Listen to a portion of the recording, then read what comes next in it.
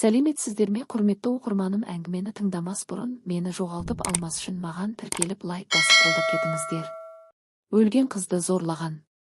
Шырт ұйқыда жатыр едім, телефон қоңырауы оятты. Асығыс тұрып тұтқаны көтердім. Ассалаумағалейкум, Ереке, біздің ауданнан өлік табылыпты деген асығыс талмас даусы. Уағалейкум. Мекен жайын айт деп телефон қасында дайын тұрған қағазға тездетіп жазып алдым да, қазір барам дедім. Тез киініп жылдам шығып көлігіме отырып айтылған жерге жетіп бардым. Қаланың сырт жағы біздің ауданға қарайтын үлкен арықтың жағасы екен. Қарағанда,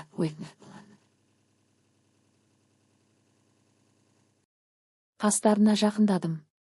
Тегіс амандасып, өлікке көз жүгірттім.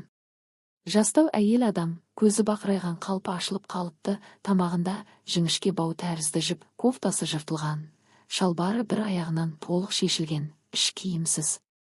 Криминалист жігіт жақындап келіп, алдымен өлтіріп, сосын зорланған сияқты, тағы зерттеймін. Буындырып өлтірген, қарсылық көрсеткен, тырнақ астынан тері, балшық, шөп, керектің бәрін салып алдым, сараптама жасаймын.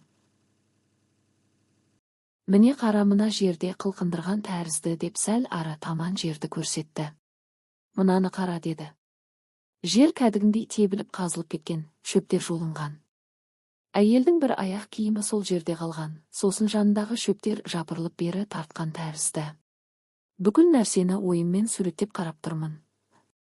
Иә, біраз арпалысқан көрінеді, жан жақтағы шөптердің мыжылғанына қарасаң анық көрінеді. Дөңнен де сүйрелеп түсірген тәрізді, езіліп сырғанаған жерлер бар. Өлгеніне қанша уақыт болыпты дедім криминалистке қарап. 1 тәулік деді. 1 тәулік бойы ешкім байқамаған ба деп участковыйға қарадым. Өзіңіз де байқаған боларсыз, адам келетін жер емес, көпірден ешкім өтпейді. Бұл ескі көпір, анау кісінің иті келіп тауыпты, сол кісі хабар берді деді. Түсінікті, Талмас, сен сол көгерден жауап ала берші дедім де келіншекке қайта бұрылдым. Кең маңдайлы, қиылған қасты, қара көзді, ұзын кірпікті, қыры мұрынды, жуға ерінді, томпақ домаланған бетті сұлу келіншек, шашы жайылған, өте қап-қара екен.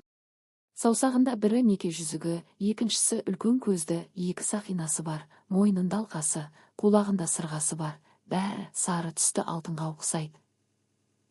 Білегінде әйелдерге арналған мех. Ұры емес, ұры болса мыналарды сыпырып алар ет дедім іштей, қол сөмкесі болды ма дедім жігіттерге қарап. Бұл маңнан қазірше табылмады, біз қарап жүрміз деп ораз жауап берді.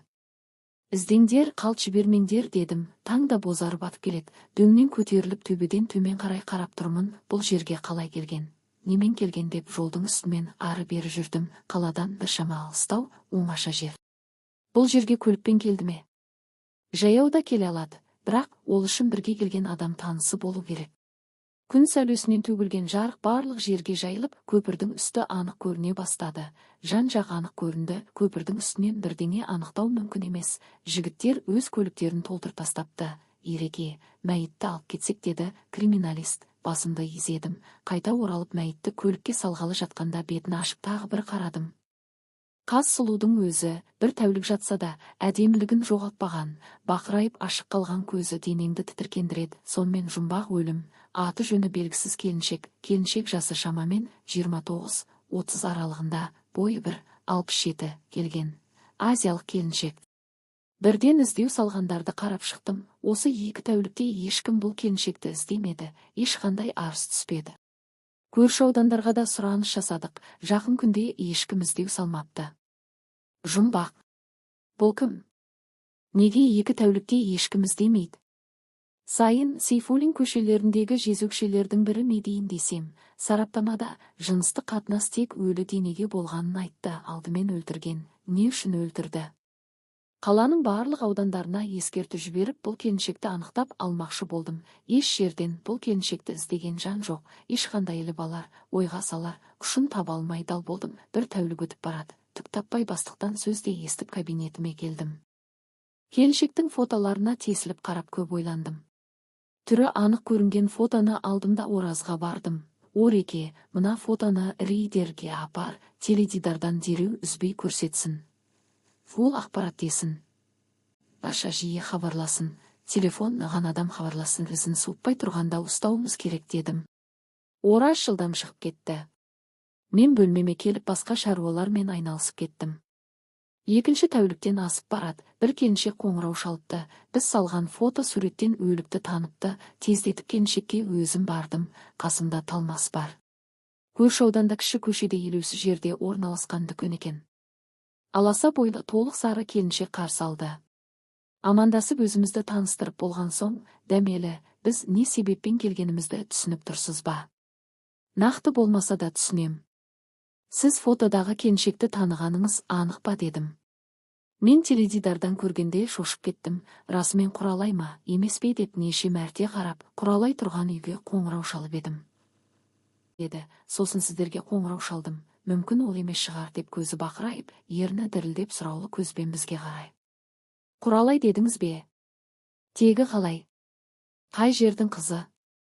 Сіз қайдан танисыз деп Талмас бірнеше сұрақты бір-ақ жаудыртты.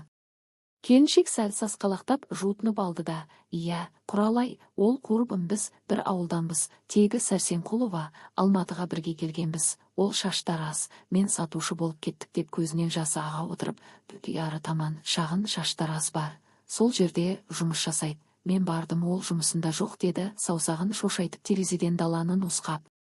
Сізден басқа қандай таныстары бар дедім. Ол жағын білмеймін, мен осы дүкенде жатып істейтін болған соң, ол пәтер жалдап тұрған. Сол пәтердің иесі, қасында Жадыра деген құрбысы бар деп ойланып отырды да. Жұмысындағы бірге жұмыс жасап жүрген қыздар. Басы ой көп қой деді, әлі ойланып отырып. Тұрмыста емес пе? Жесір әйел.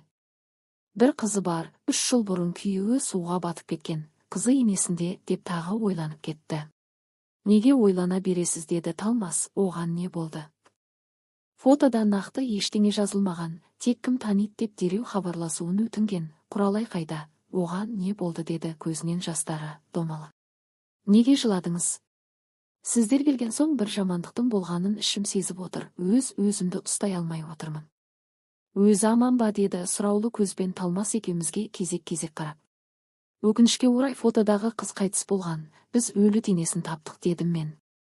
Дәмелі аузын алақанымен жауып селгете қалды. Көзі бақырайып сұп-сұр болып кетті. Сіз мәйітханаға анықтап беруге бара аласыз ба деді. Дәмелі сәл ойланып басын изеді. Бәріміз жылдам қозғалып мәйітханаға бет алдық.